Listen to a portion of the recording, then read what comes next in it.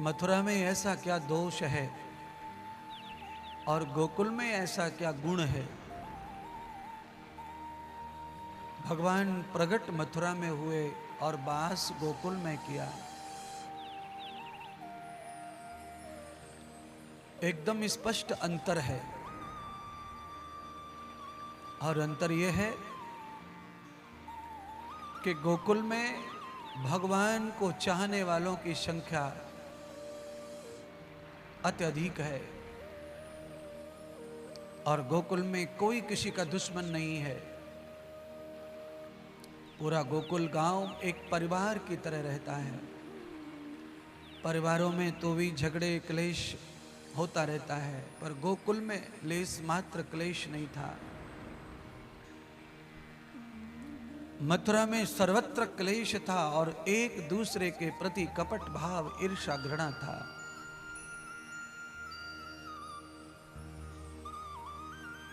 कंस ने ऐसी नीति मथुरा में प्रसारित की है जिसकी वजह से कोई सुखी नहीं था। वैसे तो भगवान जहां दुख होता है वहां जल्दी पहुंचते हैं, पर गोकुल का जो आनंद है वो अलग था। मथुरा का जो दुख है वो दुख ऐसा है जो पैदा किया हुआ दुख है। एक दुख आता है भाग्य से, पिछले किसी कर्म के कारण, और एक दुख आता है जो नियोजन से खड़ा किया जाता है। कंस ने दुख को खड़ा किया नियोजन से। बाल विरोधी कंस बन गया, छोटे छोटे बच्चों की हत्या करता था। ब्रज में किसी भी अच्छे विद्वान महात्मा संत ब्राह्मण को रहने नहीं देता था। जो कंस की पूजा करते थे, कंस की जय जयकार करते थे, वो सब मथुरा में रह सकते थे, और जो उस दुष्ट की जयकार, उस दुष्ट को अभिमंत्रित पूजा नहीं करते थे, उन सबको देश निकाला दिया था कंस ने।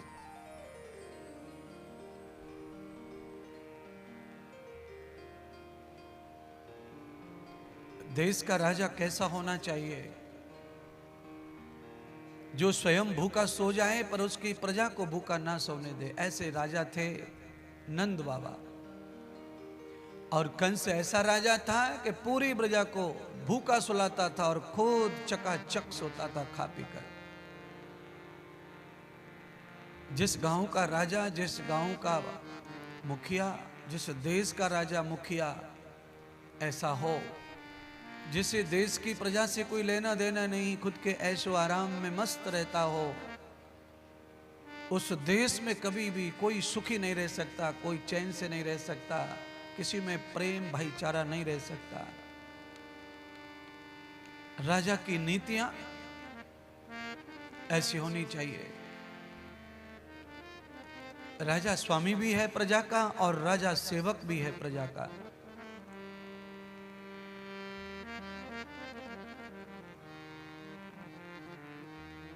गोकुल में सुख, मथुरा में दुख। भगवान मथुरा पधारे पर सुख नहीं आया मथुरा में। गोकुल में भगवान वास करने लगे, सुख प्रकट हो गया। सतचित आनंद स्वरूप आ गए गोकुल। पूरे गोकुल में आनंद बरस रहा है। भगवान के आने से पूर्व ही सब देवता भी गोकुल में पधार गए थे।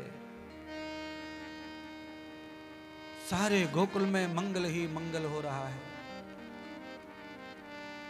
देवता दर्शन कर करके जा रहे हैं।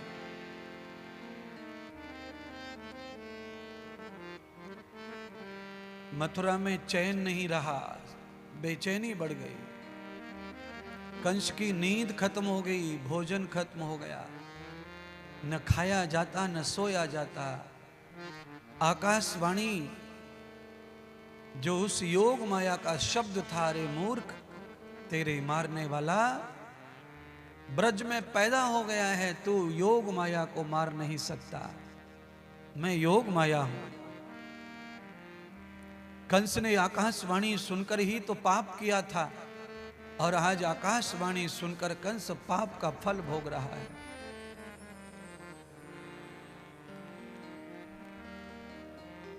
सारे देवता परमात्मा श्री कृष्ण जी का दर्शन करके अपने अपने धाम चले गए। दुहितो पिपश्यम बृहदार नेत्रम भवानि तस्मै यशोरदेव यस्मिन् प्रपद्यैररूपस्य गायतम् अनन्य भावांतरे रूप व्याख्या यश्चोपि सारा उपसान बहितं मनश्च वेगं बुद्धिमतां प्रहारे दृश्योर अंगम बहतोर ब्रूयते यदि शंकराणाम। सारे देवता महादेव के पास पहुंचे और भगवान श्री नारायण के बचपन के अंग का बखान करने लगे। एक देवता ने भगवान कृष्ण के कमर की प्रशंसा की, एक देवता ने भगवान के बाल रूप के अखियों की प्रशंसा की,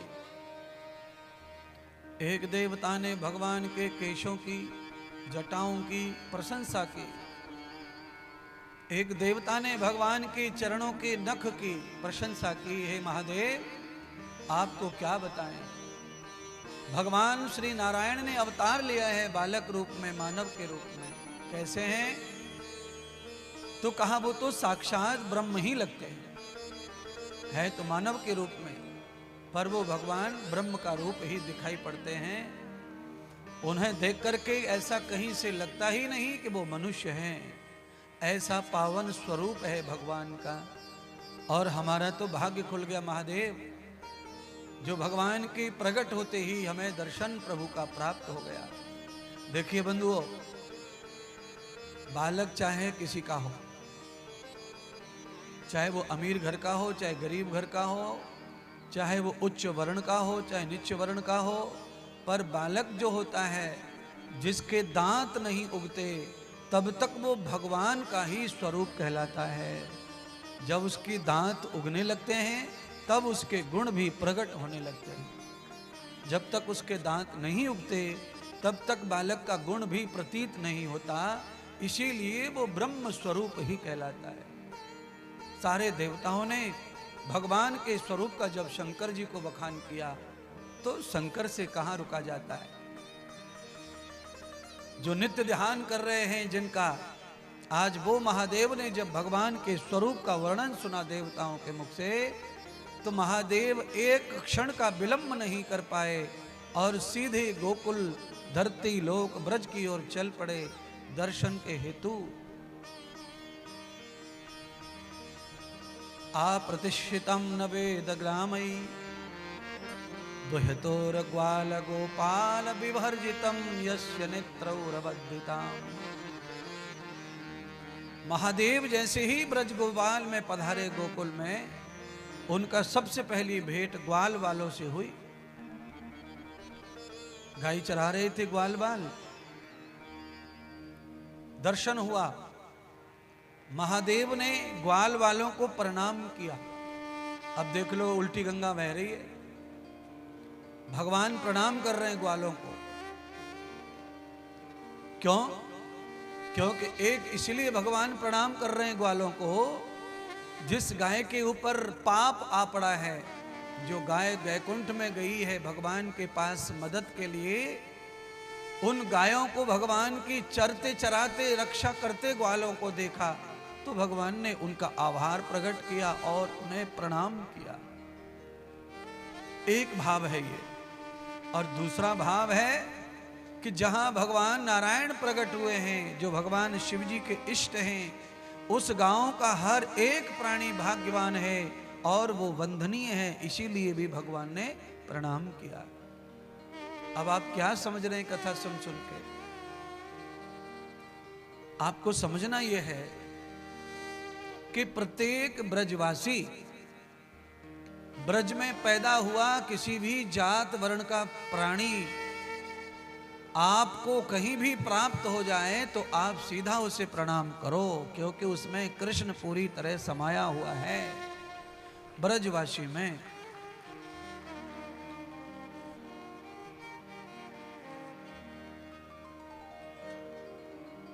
पूरे ब्रज के कण कण में और ब्रजवासियों में भगवान का साक्षात वास बताया है। ब्रज के लोगों पर कोई कष्ट न आए, इसलिए भगवान ने अनन्य लीलाएं ब्रज में की।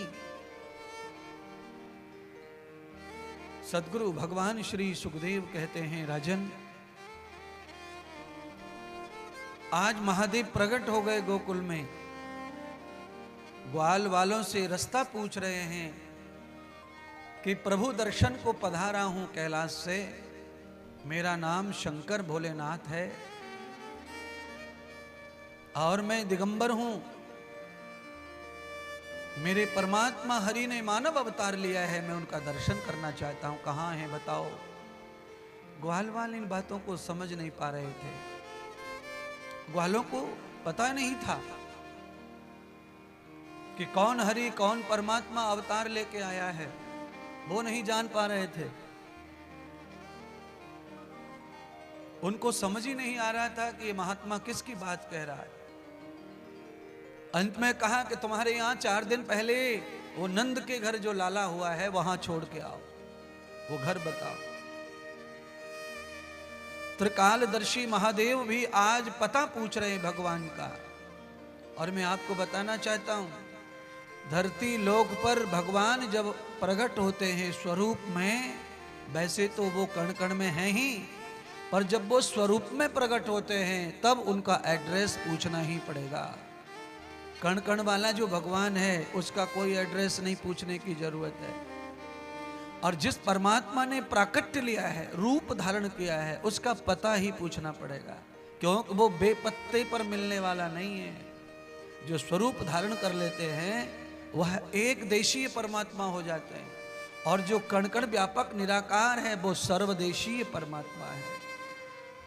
एक देशीय का एड्रेस होता है, उसका पत्ता होता है। आप सबको भी पूछना पड़ता है। किससे पूछते हैं तो कहा उसका पता सद्गुरु बताते हैं, कोई महात्मा ज्ञानी बताते हैं, कोई ब्रह्मचेष्टा बताते हैं। इसीलिए हिंदू धर्म में गुरु बनाने की परंपरा है। कण कण वाले के पूछने की आवश्यकता नहीं है। ग्वाल वालों ने बाबा को ले जाकर महल पर छोड़ दिया और कहा, बाबा यहां से आगे तो गोपियों का महकमा चलता है, आप गोपियों से मिलिए। नेत्रौर श्रवणौर वरतोर वाक्यम ब्रह्मं न मूर्धन हस्तौ प्रपद्यै। भागवत कह रही है कि गोपियों का अर्थ आंख कान नाक हाथ से है। ये जो ज्ञान इंद्रियां हैं जो बोध कराती हैं, वही गोपी परमात्मा का भी दर्शन करा सकती हैं, एड्रेस करा सकती हैं। भगवान कहाँ हैं इन गोपियों से पता चल सकता है। उन गोपियों का नाम है आंख कान हाथ पैर जीभा। ये जो अनुभव कराने वाली गोपियां हैं, रूप का अनुभव, शब्द का अनुभव, स्पर्श का अनुभव, स्वाद का अनुभव, गंध का अनुभव, जो इंद्रियां कराती हैं उनको ही ज्ञानियों ने गोपी कहा है। और उन गोपियों से भगवान का पता तो मिलता है, क्योंकि हम भी कान में मंत्र बोलते ही तो गोपी से ही मुंह मंत्र निकलता है, मुख से। जीभा पलट पलट के मंत्र के अक्षरों को कान में उड़ेलती है, और शिष्य जो बनते हैं उनको भी कान रूपी गोपी उस शब्द को ग्रहण करता है, और फिर परमात्मा से धीरे धीरे तार जोड़ने का काम शुरू हो जाता है।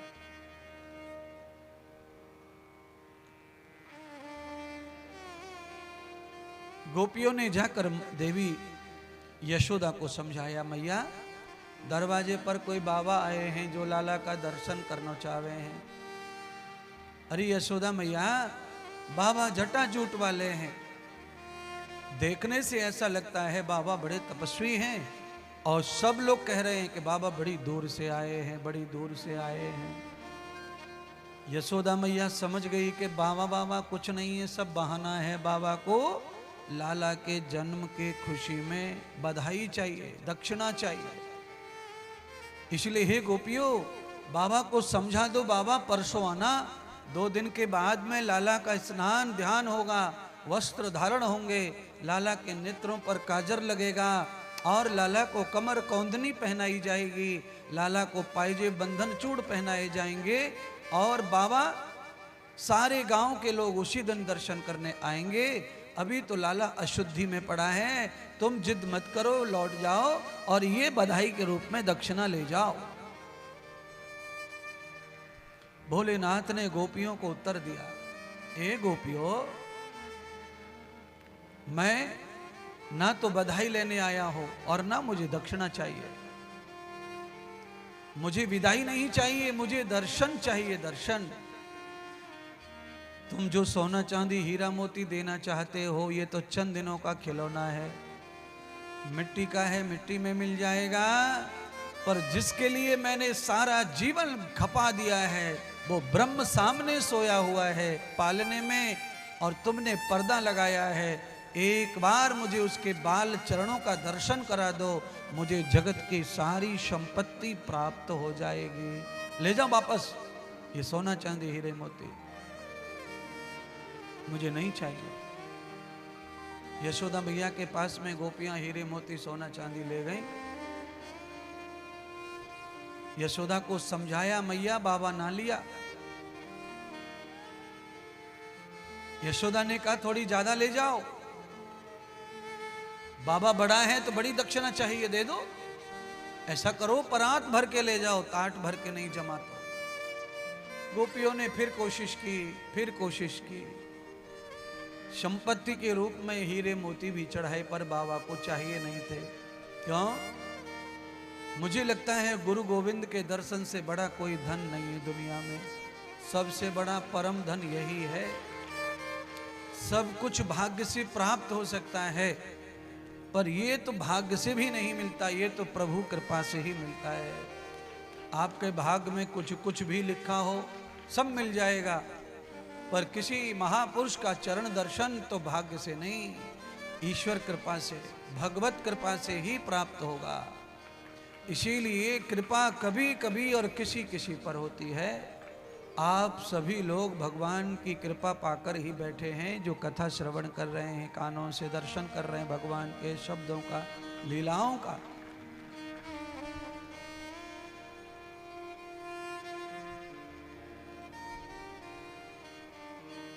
दो तीन बार अलग अलग दक्षिणाएं दी, भोलेनाथ नहीं लिए और खड़े रहे, दर्शन करके जाऊंगा, करके जाऊंगा।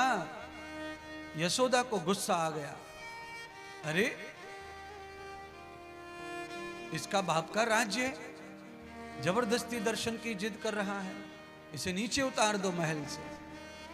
ग्वाल बाल गोपियों ने बाबा को नीचे उतरने के लिए कह दिया और शंकर भी अपना मान सम्मान लेके घर से उतर गए। दरवाजे के सामने मार्ग में खड़े हो गए और समझ गए शंकर के अब तो भाई तांडव करना पड़ेगा, मेरे नाथ लगता है सोए हैं, उन्हें जगाना पड़ेगा। डमरू बजाने लगे भोलेनाथ, शंख बजाने लगे, गोपियां बाबा से हाथ जोड़ने लगी, बाबा डमरू शंख मत बजाओ, लाला जगेगा तो रो जाएगा। बाबा कहाँ मानने वाले, बाबा को पता है उन्हें शंख ध्वनि उन्हें बहुत प्रिय है नारायण को, इसीलिए शंख में फूंक मारे जावे, पैर पर खड़े हो गए एक पर और नाचने लगे और स्तोत्र करने लगे भगवान नारायण का, तांडव करने लगे, नृत्य करने लगे। हे प्रभु आप दर्शन नहीं दोगे तब तक मेरा मंत्र जाप और मेरा ये नृत्य बंद नहीं होगा। अब तो भगवान कृष्ण मजबूर हो गए। जैसे ही देखा कि मेरा परम भक्त शिव दरवाजे पे पसीने में नहा रहा है, नाचते नाचते भगवान पालने में से चिंघारने लगे, रोने लगे जोर जोर से। गोपियां दौड़ के पहुंची, अरे कैसे लाला रोया अचानक, कैसे रोया। गोपियां अलग अलग तंत्र मंत्र टोना टोटका करने लगी, समझा ही नहीं कैसे रोया। इतने में ही कुछ और गोपियां चली आईं। उन्होंने कहा दरवाजे पर जो महात्मा खड़े हैं उन्होंने रुलाया है, वहीं से वो बाबा मंत्र तंत्र कर रहा है। अब तो गोपी ग्वाल वालों में खलबली मच गई। हुआ तो हुआ क्या है, आइए एक भजन के माध्यम से देखे तो सही गोपियां क्या क्या सोच रही हैं। अरे कौन सी ने मार दियोरी तो ना मेरो मचलो है शाम सलो। कौन सी ने मार दियोरी तो ना मेरो मचलो है श्याम सलोना। कौन सी ने मार दियोरी तो ना मेरो मचलो है श्याम सलोना। कौन सी ने मार दियोरी तो ना मेरो मचलो श्याम सलोना। मचलो है श्याम सलोना सखी मचलो है श्याम सलोना। मचलो श्याम सलोना सखी मचलो है श्याम सलोना। कौन सी ने मार दियोरी तो ना मेरो मचलो है श्याम सलोना। कौन सी ने मार दियोरी तो ना मेरो मचलो श्याम सलोना। जय हो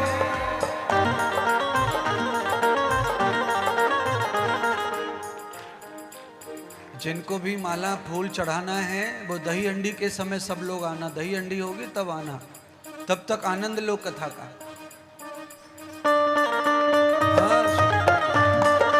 बोलिए बालकृष्ण भगवान की जय हो।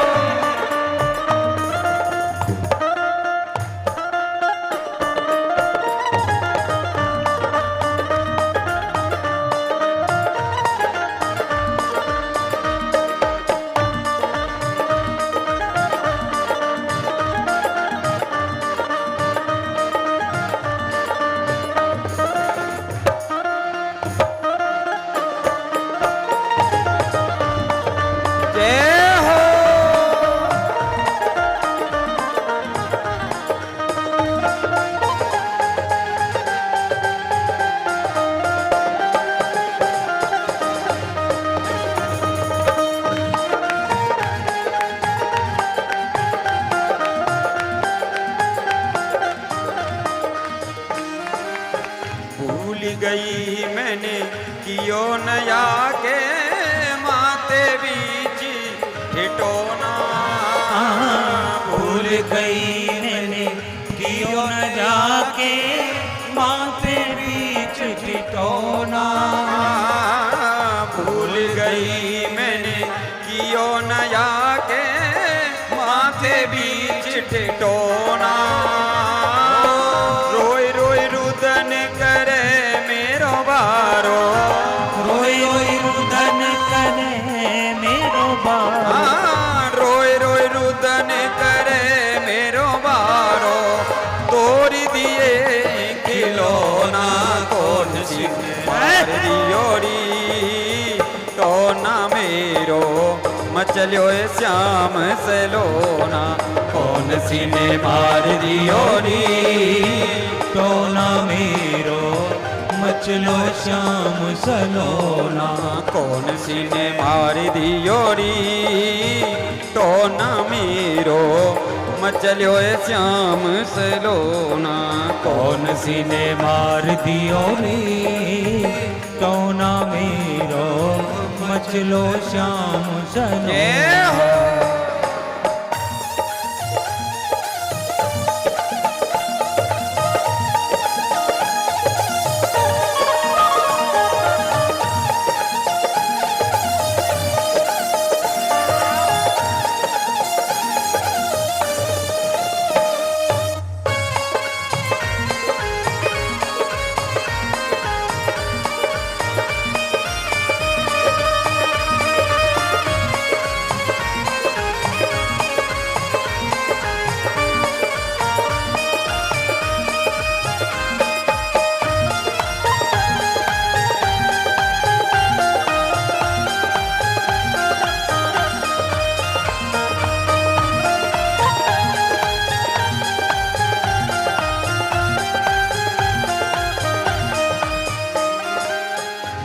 दूध न पीवे लाला दही न खावे नाई ले माखन लोना दूध न पीवे लाला दही न खावे नाइले माखन लोना दूध न पीवे लाला दही न खावे नाइले माखन लोना नावे न धोवे लाला सुध बिसराई नावे न धोवे लाला सुध बिसराई नावे न धोवे लाला सुध बिसराई आँख न खोले मेरो छोना कौन सी दियोरी तो न मेरो मचलो श्याम सलोना कौन सी ने मार दियोरी तो ना मेरो मचलो श्याम सलोना कौन सी ने मार दियोरी तो न मेरो मचलो श्याम सलोना कौन सी ने मार दियोरी तो ना मेरो मचलो श्याम सलोना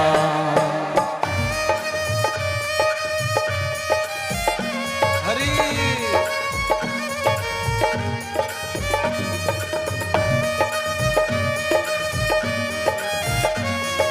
जय श्री राधे।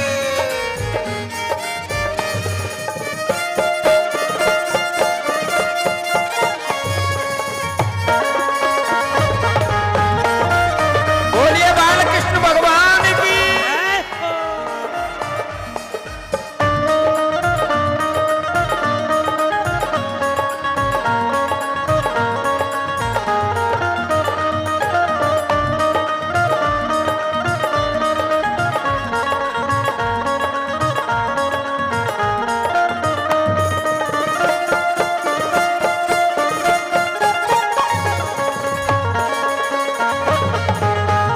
श्री हरि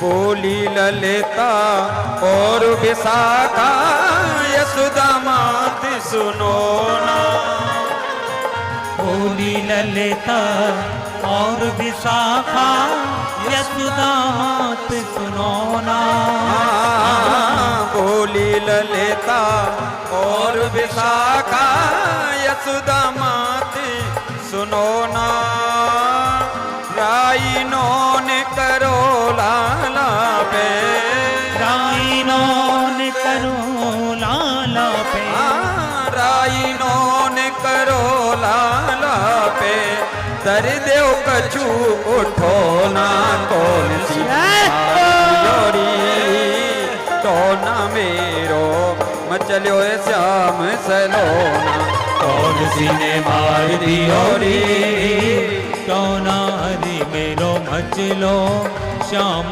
सलोना कौन सी ने मार दिया री तो न मेरो मचलो श्याम सलोना कौन सी ने मार दियोरी तो ना मेरो मचलो श्याम सलोना मचलो श्याम सलोना सखीरी मचलो श्याम सलोना हाँ मचलो श्याम सलोना सखीरी मचलो श्याम सलोना कौन सी ने मार दियोरी तो न मेरो मचलो श्याम सलोना कौन सी ने मार दियो रे तो ना हरि मेरो मचलो श्याम सलोना कौन सी ने मार दियोरी तो न मेरो मचलो श्याम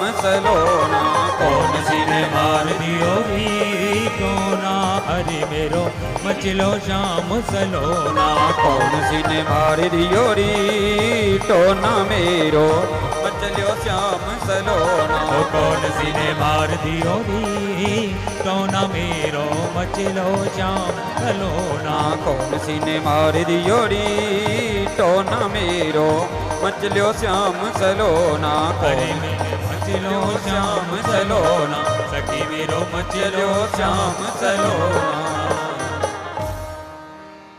नमः पार्वती पतये हर हर हर महादेव। बाल कृष्ण लाल की की जय हो। जय जय श्री राधे। अंत में जब भगवान ने रोना शुरू किया तो यशोदा मैया अपनी सब गोपियों के साथ में भगवान भोलेनाथ के पास ले गई लाला को। और परमात्मा भोलेनाथ ने दर्शन किया प्रभु का। जैसे ही भोलेनाथ को दर्शन प्राप्त हुआ तत्काल भगवान प्रसन्न हो गए। अपने भक्त को प्रसन्न देखकर महादेव को पावन दर्शन मिला और भगवान श्री मनोहर लाल जी प्रसन्न हो गए भक्त को प्रसन्न देखकर।